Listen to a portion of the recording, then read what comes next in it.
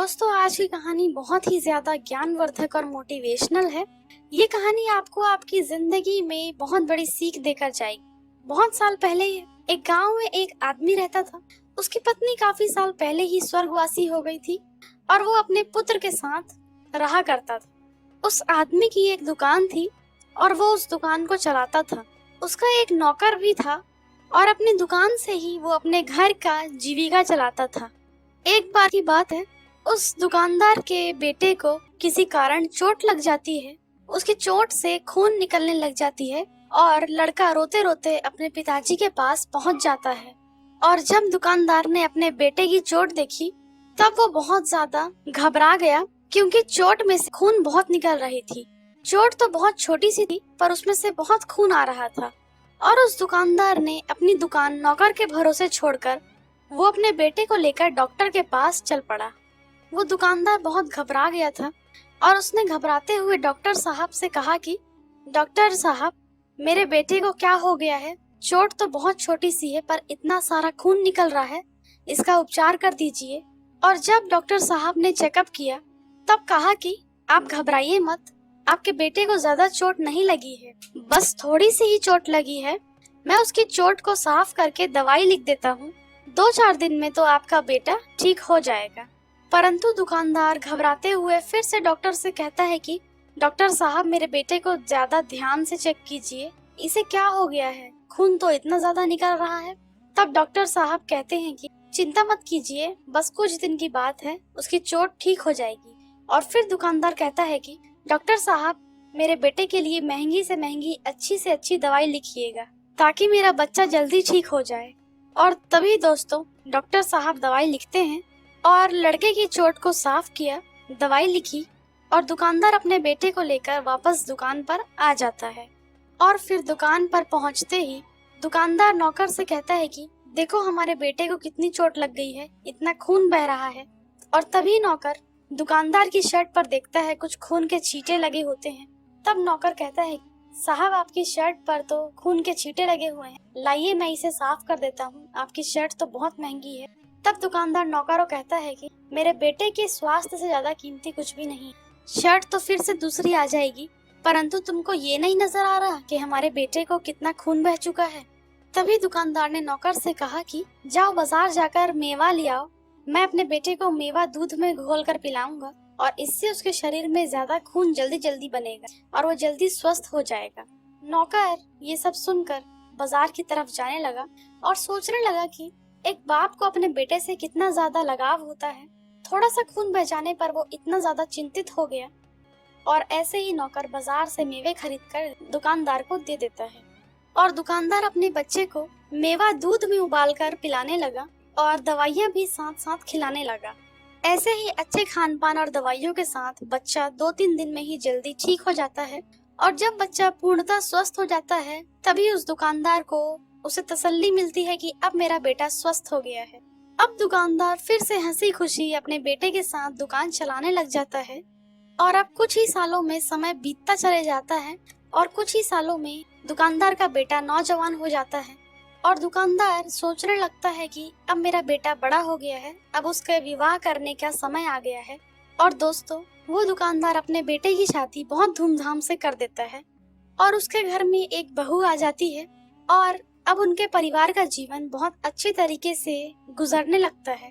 परंतु दोस्तों जो उस दुकानदार की पुत्र वधू थी वो काफी गुस्सैल मिजाज की थी और अपने ससुर का बिल्कुल भी ख्याल नहीं रखती थी। परंतु वो दुकानदार अपनी पुत्र वधू के लिए कभी बुरा नहीं सोचता था। हमेशा यही सोचता था कि जब मुझे बुढ़ापा आ जाएगा तब तो वो मेरा ख्याल रखेगी, अभी तो वो नादान है। और कहता है कि अभी तो हमारे शरीर में ऊर्जा है, शक्ति है, इसलिए हमें अभी किसी के भी सेवा सत्कार की जरूरत नहीं है। और ये सोचकर दुकानदार बहुत खुश रहता था। और दोस्तों इसी तरह समय बीतता गया और जो दुकानदार की दुकान थी वो धीरे धीरे एक शोरूम में बदल गई।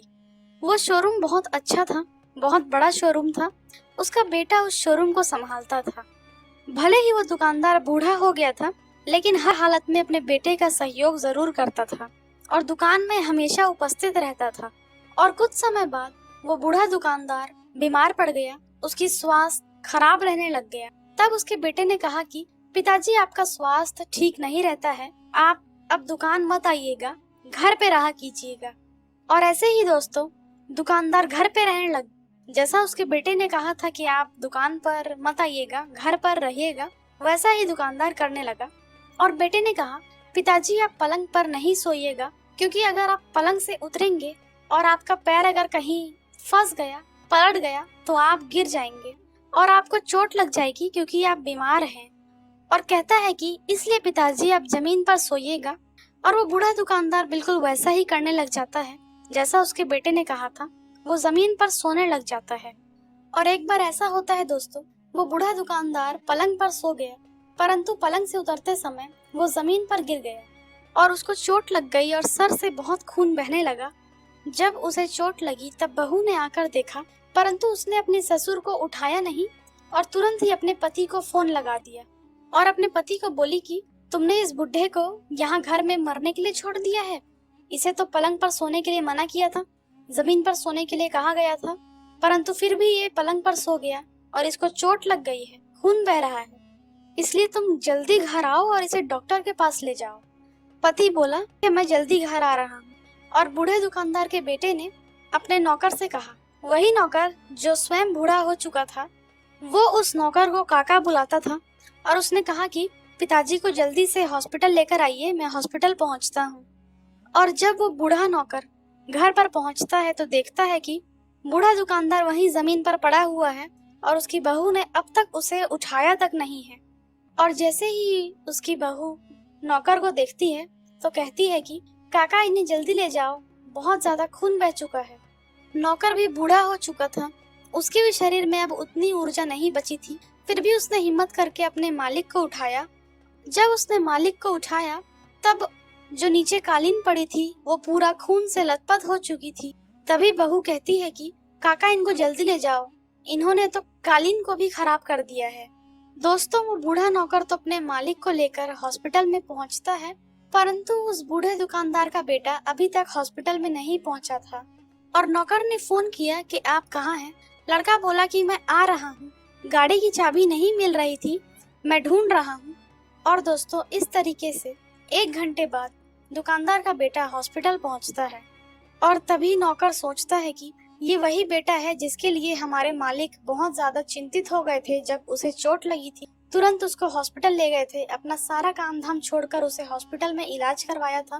परंतु आज यही बेटा 10 मिनट के हॉस्पिटल के रास्ते में भी 1 घंटा लगा रहा। और दोस्तों बेटा उस डॉक्टर के पास पहुंचता है और वो डॉक्टर वही था जिसने उसके बेटे का भी इलाज किया था। तब दुकानदार का बेटा डॉक्टर से कहता है कि पिताजी को क्या हुआ है? डॉक्टर कहते हैं कि तुम्हारे पिताजी को बहुत गहरी चोट लगी है, उनको हॉस्पिटल में एडमिट करना पड़ेगा। तब बेटा कहता है कि एडमिट करने की क्या जरूरत है, कुछ दवाई लिख दीजिए, चोट को साफ कर दीजिए। तब डॉक्टर ऐसा ही करते हैं और कहते हैं कि दवाइयाँ थोड़ी महंगी है, तुम्हारे पिताजी बहुत जल्दी ठीक हो जाएंगे। तब उसके बेटे ने कहा कि इतनी महंगी दवाई लिखने की क्या जरूरत है, 2-4 दिन में भले ही ठीक ना हो, परंतु 10-15 दिन में तो ठीक हो ही जाएंगे ना। और डॉक्टर को कहता है कि इतनी महंगी दवाई मत लिखिए। और दोस्तों दुकानदार के बेटे की बातों को सुनकर नौकर और उस डॉक्टर की आंखों में आंसू आ जाते हैं। और डॉक्टर उसके बेटे को और नौकर को अपने साथ ले जाता है और सारी बात समझाता है कि तुम कैसे बेटे हो, जब तुम्हें बचपन में चोट लगी थी तो तुम्हारी छोटी सी चोट देखकर तुम्हारा पिता घबरा गया था और दौड़ते भागते अपना काम धाम छोड़कर तुम्हें इलाज करवाने के लिए यहाँ लाया था। और तुम्हारे पिता ने ही कहा था कि महंगी से महंगी दवाई लिखिए, अच्छा सा अच्छा इलाज कीजिए ताकि मेरा बेटा जल्दी ठीक हो सके। परंतु तुम कैसे बेटे हो जो अपने पिता की दवाइयों के लिए भी सोच रहा है। और नौकर ने भी अपने मालिक के बारे में सारी बातें बताई। और जब सारी कहानी उस लड़के को समझ में आ गई तब उसके पैरों के नीचे से जमीन खिसक गई। लड़के की आंखों में आंसू आ जाते हैं और वो डॉक्टर के पैरों में गिर जाता है। डॉक्टर साहब मुझे माफ कीजिएगा, मुझे नहीं पता था कि हमारे पिताजी ने हमारे लिए इतना दुख उठाया है। मेरी छोटी सी चोट के लिए पिताजी इतना घबरा गए थे, परंतु मैं कैसा बेटा हूँ जो अपने पिताजी की दवाइयों के लिए भी सोच रहा हूँ। डॉक्टर साहब मुझे माफ कर दीजिए। लड़का बोला, डॉक्टर साहब मुझे माफ कर दीजिए, मैं तो अपने पिता को भूल ही चुका था, परंतु आपने मुझे जीवन की सच्चाई बताकर मेरी आंखें खोल दी हैं। और वो लड़का डॉक्टर और नौकर से क्षमा मांगता है दोस्तों उसके बाद वो लड़का अपने पिताजी के पास जाता है। उसका पिताजी बेहोश अवस्था में पड़ा हुआ है। लड़का डॉक्टर से कहता है कि डॉक्टर साहब, आप पिताजी को होश में लाइए। तब डॉक्टर उस बूढ़े दुकानदार को इंजेक्शन लगाते हैं और कुछ समय बाद वो बूढ़ा दुकानदार होश में आ जाता है और दुकानदार का लड़का अपने पिताजी के पैरों में गिर जाता है और कहता है कि पिताजी मुझे माफ करिएगा, मैं भूल चुका था कि आप मेरे पिता हैं। मैं ये भूल गया था कि आपने मेरे लिए कितने ज्यादा कष्ट उठाए हैं, कितनी परेशानियां उठाई हैं। मेरी छोटी सी चोट पर आप इतना ज्यादा चिंतित हो गए थे, परंतु आपका बेटा तो ये भी नहीं समझ पाया कि आप मेरे पिता हैं। और उस बूढ़े पिता की आधी बीमारी तो अपने बेटे की बातों को सुन के ही खत्म हो गई थी। इसलिए वो डॉक्टर से कहता है कि डॉक्टर साहब, आप कैसी भी मुझे दवाई दे दीजिए, मैं तो ठीक हो जाऊंगा, क्योंकि अब मेरा बेटा बदल चुका है। अब मेरे बेटे के अंदर अच्छे संस्कार आ गए हैं। मैं जैसे चाहता था अब मेरा बेटा मुझे वैसा नजर आ रहा है और इसलिए मैं अब जल्दी ठीक हो जाऊंगा डॉक्टर साहब।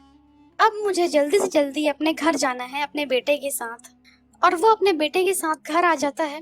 अपने बेटे को कहता है कि बेटा, तुम मेरी ये कुछ बातें बहुत ही ज्यादा ध्यान से सुनना और अपने जीवन में हमेशा पालन करना। और मेरी पहली बात है कि अपने बच्चों को, अपने बेटों को अच्छे संस्कार सिखाने चाहिए, क्योंकि जो बेटा अच्छे संस्कार सीखेगा वही अपने पिता का बुढ़ापे में साथ देगा, सहारा बनेगा, उसकी देखभाल करेगा। और ये हमारी पहली अनमोल बात है बेटा, इसे तुम हमेशा याद रखना। और मेरी दूसरी अनमोल बात ये है कि अपनी जायदाद और अपना धन अपने मरने से पहले कभी भी अपने पुत्र के नाम मत करना। परंतु मैंने तो ऐसा ही किया। मैंने अपने मरने से पहले ही अपना सारी जायदाद, अपना सारा धन तुम्हारे नाम कर दिया और इसी कारण मेरे पास कुछ भी नहीं बचा, कुछ भी मेरे नाम पर नहीं था। इसलिए मेरी पुत्र वधू मुझे हमेशा नीचा दिखाती थी, मेरा बिल्कुल भी ख्याल नहीं रखती थी। भला हो उस डॉक्टर का जिसने तुम्हें समझाया।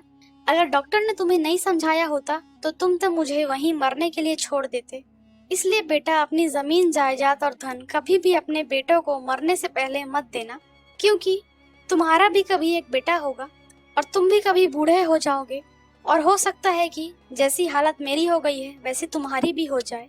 इसलिए तुम ये मेरी दूसरी बात हमेशा याद रखना और अपने जीवन में पालन करना। और बेटा, मेरी आखिरी महत्वपूर्ण बात यह है कि अपने बच्चों और अपने बेटों को हमेशा अच्छी संगत, अच्छे दोस्तों के साथ रहने के लिए इजाजत देना, कभी बुरी संगत में मत रहने देना। मैंने तो बेटा तुम्हारे ऊपर कभी भी नजर नहीं रखी, कंट्रोल नहीं किया, निगरानी नहीं रखी कि तुम अच्छे संगत में हो या बुरे संगत में, क्योंकि अगर पिता की औलाद गलत संगत में रहेगी तो वो मादक पदार्थ का सेवन भी कर सकता है और बिगड़ैल बनेगा, चोरी डकैती करेगा। परंतु अगर अच्छी संगत में रहेगा तो अच्छे दोस्तों के साथ उठेगा बैठेगा, अच्छे लोगों से मिलेगा, तो उसके दोस्त भी उसे अच्छी राह पर लाएंगे, सही राह दिखाएंगे और हमेशा अच्छा कार्य करने के लिए प्रेरित करते रहेंगे। और यही मेरी तीसरी अनमोल बात थी बेटा, अपनी औलाद को हमेशा अच्छी संगत में रखना। और अगर इन बातों को तुम अपने जीवन में याद रखोगे और पालन करोगे तो तुम्हें मेरी तरह अपने बुढ़ापे में दुख नहीं होगा, कभी भी कष्ट नहीं भोगना पड़ेगा। और दोस्तों, इसी प्रकार बूढ़ा दुकानदार अपने बेटे को इतना सब कुछ समझाने के बाद वो बेटा अपने पिता को तुरंत गले लगा लेता है और बार बार क्षमा मांगने लग जाता है और कहता है कि पिताजी मुझे माफ कर दीजिए, मैं आपकी ये 3 अनमोल बातें अपने जीवन में जरूर उतारूंगा। दोस्तों, सच्चाई भी यही है कि आज के जमाने में हमारे अंदर का इंसान तो पूरी तरह से खत्म हो चुका है, मर चुका है। इसे तो अपने माँ बाप की भी ख्याल नहीं रहा है। माँ बाप तो अकेलेपन में, अनाथ आश्रमों में, वृद्धा आश्रमों में जीवन जी रहे हैं और बच्चे धन दौलत की शानो शौकत सब कुछ भूल चुके हैं। इसलिए अपने माँ बाप के बुढ़ापे में हमेशा उनका सहारा बनिए, उनका सपोर्ट बनिए, उनका ख्याल रखिए, उनसे उतना ही लगाव करिए जिस प्रकार का लगाव वो आपसे करते हैं। क्योंकि दोस्तों, जैसा कर्म करेंगे वैसा ही आपको फल मिलेगा। आज का कर्म अच्छा होगा तो आपको भी कल कुछ अच्छा ही प्राप्त होगा। बताइए दोस्तों, अगर आपकी औलाद भी आपके साथ ऐसा ही बर्ताव करेगी तो आपको कैसा लगेगा।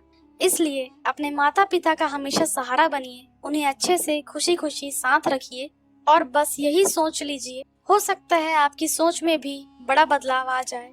और दोस्तों, यही इस कहानी की सीख है। ये ज्ञानवर्धक कहानी ये बताती है कि अपने माँ बाप के साथ हमेशा अच्छा बर्ताव करिए, उनका ख्याल रखिए, अच्छे से पेश आइए, क्योंकि कभी आपकी भी औलाद होगी और यदि आप अपने माता पिता की अच्छे सा ख्याल रखते हैं तो आपकी औलाद भी आपका बुढ़ापे में बहुत अच्छे से ख्याल रखेगी। और ऐसा भी है दोस्तों, यदि आप अपने माँ बाप को अभी कष्ट देंगे तो कभी आपकी औलाद भी आपको कष्ट देगी।